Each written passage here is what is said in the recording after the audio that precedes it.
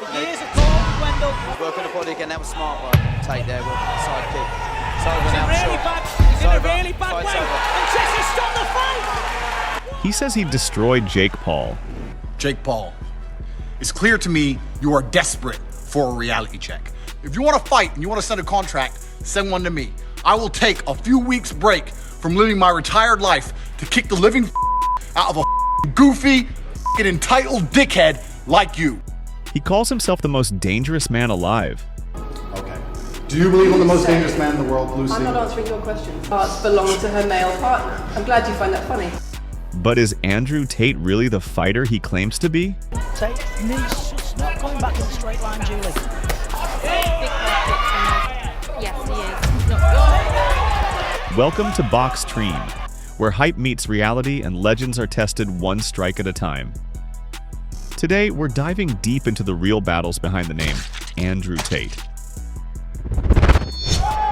What was the legs of that? I'm coming already! Good shot there. Oh! Beautiful shot there, I told you! I told you this kid is dangerous!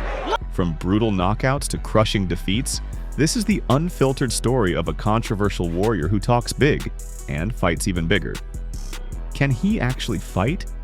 Can he survive under pressure? And what about that rumored $100 million challenge to Jake Paul? Is it hype or is it happening? I don't have $50 million to bet with you, but I do have $3 million to bet with you. So this is your offer. $3 million. You put 3, I put 3. Winner takes all. Hit that subscribe button and buckle up, because we're not just talking about Andrew Tate. We're breaking him down, hit by hit. Trying to take the toll on Rocher. Good knee. Oh, it's an okay. Fight by fight. This is BoXtreme. Andrew Tate versus Marino Scouten. The breakdown. Andrew Tate stepped into the ring against Marino Scouten at Enfusion Live 3 on March 30th, 2013, with one goal: to dominate. Scouten, a tough and experienced opponent, was ready to test Tate, but from the very first exchange, it was clear who controlled the fight. Tate's precision, footwork, and striking IQ were on full display, proving why he was quickly becoming a force in the sport. Round 1 started with both fighters feeling each other out, but Tate wasted no time establishing his range. Sharp shots. Beautiful body shot as well. He's quite surprised at Tate's speed and the body shot again. Scouten looked to press forward, but every attempt was met with a stiff jab or a sharp low kick. Tate dictated the pace, circling out of danger and picking his shots carefully. Scouten tried to find his rhythm, but Tate's control over distance made it nearly impossible. As the fight moved into round 2, Tate turned up the intensity. He began landing crisp hooks, punishing body kicks, and well-timed counters, keeping Scouten off balance. Nice uppercut from Shelton. There's the combinations he can throw when he puts them together, and he's starting to push him back now. Tate landed a really nice... Scouten, still game, pushed forward, but Tate's movement and ability to evade and counter shut down every offensive attempt. It wasn't just about landing strikes, it was about breaking his opponent's confidence. By round 3, Tate was fully in command. His strikes were sharper, his combinations more fluid, and his confidence undeniable. From the Cobra, as Shelton comes forward, big right hook. and there's no who's screaming at him to take charge, but... Scouten, though tough, was struggling to keep up with Tate's pace. It's easier said than done. Every exchange ended in Tate's favor, and as the final bell rang, there was no doubt who had won. The judges made it official, a unanimous decision victory for Andrew Tate after a clinical and dominant performance. This wasn't just another win, it was a statement. Tate's ability to control the fight from start to finish proved that he wasn't just a rising star. He was a problem for anyone who stepped in the ring with him. Andrew Tate versus Wendell Roche. Andrew Tate faced Wendell Roche on June 29, 2014, at Enfusion Live 19 in London, England, for the Enfusion 90kg world title. Tate secured a victory by technical knockout, TKO, in the second round. Round 1. From the outset, Tate established dominance by utilizing his reach advantage and delivering precise strikes. Good right hand from Wang's got to watch that, Tate. He has. Good body shot. He effectively employed jabs and front kicks to control the distance, preventing Roche from closing in. Tate's offensive strategy included sharp hooks and body shots, which began to wear down Roche early in the fight. Defensively, Tate's footwork and head movement allowed him to evade most of Roche's counterattacks, maintaining control throughout the round. Round 2. Building on his momentum, Tate intensified his assault in the second round. He targeted Roche with a series of punishing body shots and knees in the clinch, further depleting his opponent's stamina. Tate's striking accuracy was evident as he landed combinations that included jabs, hooks, and front kicks from the outside. Roche struggled to mount an effective defense against Tate's relentless offense. The culmination of sustained attacks led the referee to intervene and stop the bout, resulting in a TKO victory for Tate. Years of court, Wendell. Working the body again, that was smart by Tate there, working the side kick.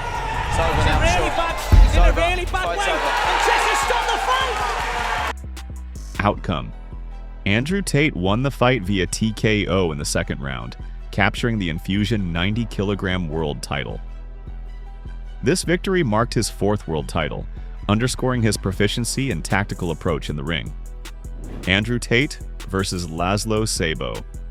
A tactical beatdown. Andrew Tate stepped into the ring against Laszlo Sabo at Enfusion 11 on December 1st, 2013, with the confidence of a man who knew exactly how this fight was going to go. Sabo, a strong and durable opponent, was ready for war, but from the opening bell, it was clear. This was Tate's fight to lose. Round 1. Setting the tone. The moment the fight began, Tate took command of the center of the ring, snapping out his lightning-fast jab and hammering Sabo with stiff low kicks. Go around the side, Tate can't bang, trust me. So focused. Sabo tried to close the distance, but Tate's superior footwork and reach control kept him at bay. Every time Sabo stepped in, he was met with a clean right hand or a sharp counter kick that made him think twice. Tate wasn't rushing, he was dissecting, breaking Sabo down one strike at a time. Good body kick from Andrew Tate. Round 2. The pressure builds. As the second round began, Tate turned up the heat. He started landing with even more authority, mixing in heavy hooks, precise uppercuts, and punishing body shots that visibly slowed Sabo down. The Hungarian fighter was tough. He wasn't going anywhere without a fight. But Tate wasn't just fighting, he was commanding. The referee had to step in and give Sabo a standing count after a devastating right hand sent him stumbling backward. Tate stalked his prey, calculated, patient, deadly. Round 3. Dominance. Sealed by the final round, Tate was in complete control. Sabo, though still standing, had no answer for Tate's precision striking and masterful counters. Every attempt to mount a fence was met with a crushing right hand, a snapping front kick, or a brutal low kick that echoed through the arena. Tate's confidence was on full display. There was no doubt who was the superior fighter. Over and right, left again.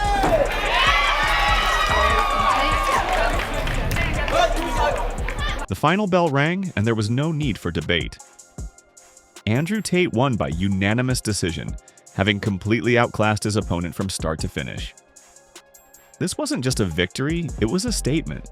Tate wasn't just beating his opponents, he was making them question why they even stepped into the ring with him. Andrew Tate versus Marlon Hunt. A masterclass in precision.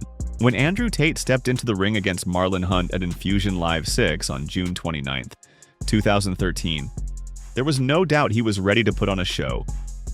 Hunt, a tough and experienced fighter, was determined to push Tate to his limits, but from the opening bell, it was clear. This was Tate's fight to control. Round 1. Establishing dominance. Tate wasted no time asserting himself, snapping out his jab like a whip, keeping Hunt at bay.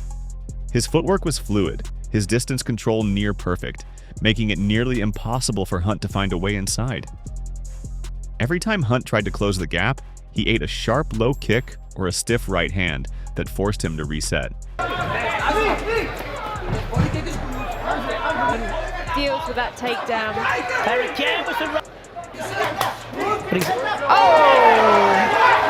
Tate was measured, not rushing the knockout, but making sure Hunt knew exactly who was in charge. Round 2, turning up the heat. By the second round, Tate had found his rhythm, and that spelled disaster for Hunt. He started mixing in clean hooks and uppercuts, punishing Hunt every time he tried to move forward. Tate catches him with that uppercut. As he walks back to his corner with some salvation. Hunt was game, refusing to go down without a fight, but Tate's counters were sharp, his timing impeccable. A particularly nasty right hand wobbled Hunt, forcing him to backpedal. Andrew on that back foot, get him on those ropes.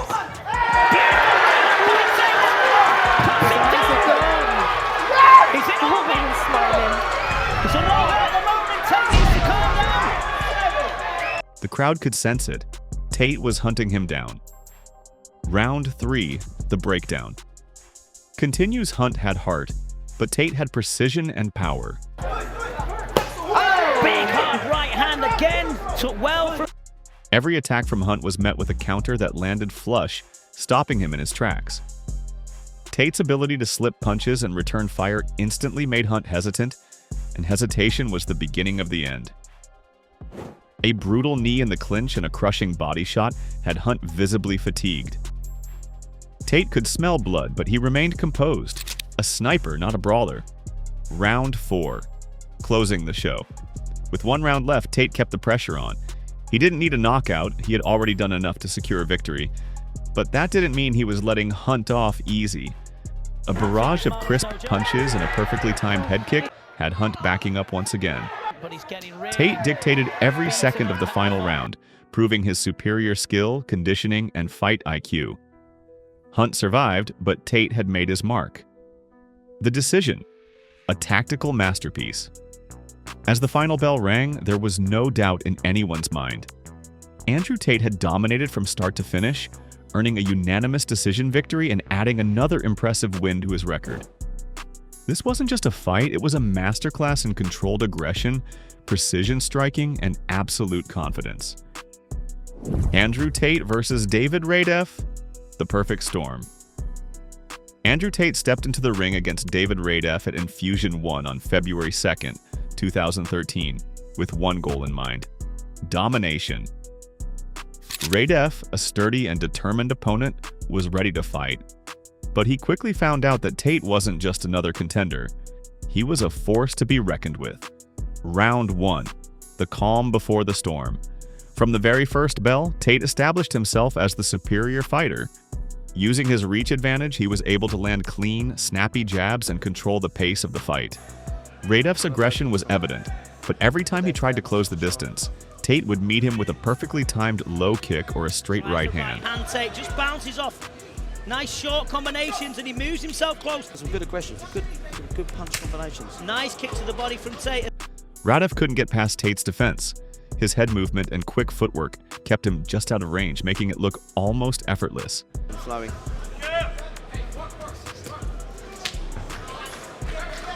I like the way Tate's fighting tonight. Yeah, He's so just picking him apart, so isn't he? do I.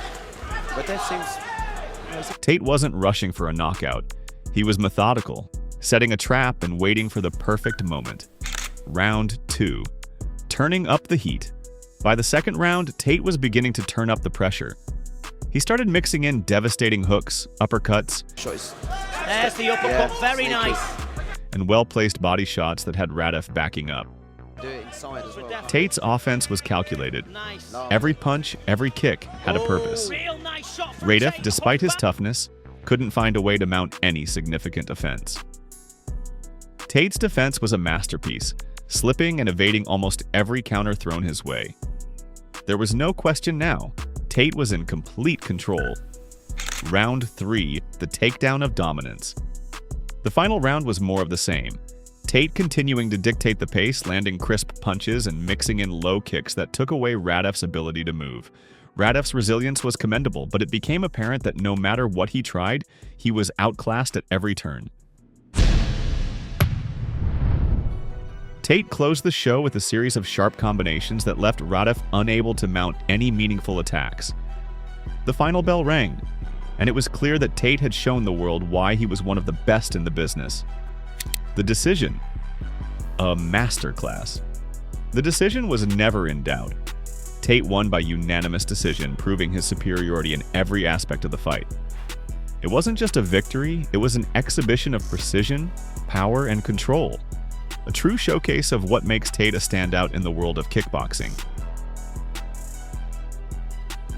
Andrew Tate versus Ibrahim El Bustati, the clash for glory.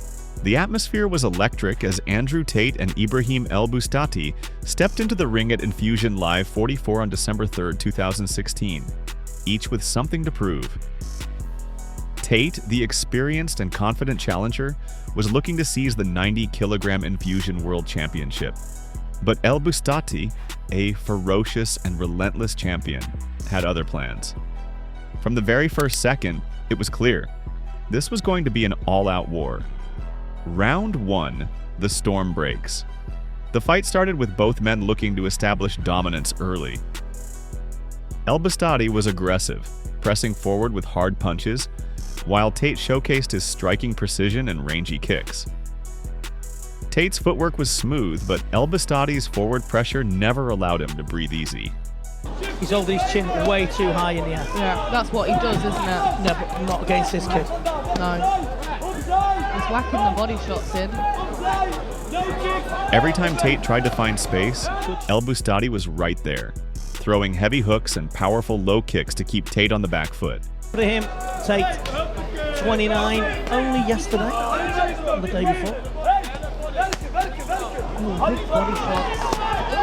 Body shot of his own. Then the tide shifted. El Bustati threw a devastating left hook, and it landed clean on Tate's chin.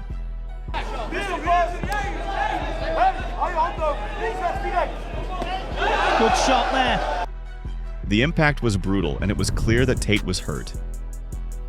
The crowd gasped as Tate wobbled, trying to regain his composure. The TKO, the champion's finish, El Bustati wasn't about to let this opportunity slip away. He smelled the finish and poured it on. A barrage of punches rained down on Tate, and the referee stepped in once more.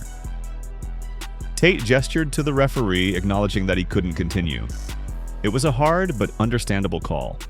The fight was stopped, and El Bustati was crowned victorious by TKO in the first round, securing his position as a two-division champion. The aftermath? A brutal lesson. It was a devastating loss for Tate, but an incredible showcase of El Bustati's power, precision, and unrelenting pressure. El Bustati's performance was a statement to the world. He was the true champion. Good shot there from Ibrahim as Tate tries to walk in. Oh, I think he's hurt his No, jaw. you can't stop. Oh, he's going to get counted. I think he's... Tate, however, showed heart and determination, taking the fight to the limit despite the overwhelming challenge. It was a high-octane battle, and while Tate didn't come out on top this time, his spirit was undeniable. Love him or hate him, Andrew Tate has proven one thing. He's not just talk. He's stepped into the ring with killers, won world titles, and tasted both glory and defeat. But the question still stands. Can he really beat Jake Paul? Is a $100 million fight just talk, or Tate's next war? Only time and fists will tell. Until then, we'll be watching, breaking down every punch, every stare down, and every challenge. If you want to fight and you want to send a contract, send one to me. Because here at BoXtreme, we don't just follow fighters, we expose the truth behind the hype. Subscribe, like, and join the fight family, because this is just the beginning. This is BoXtreme, and the war is far from over.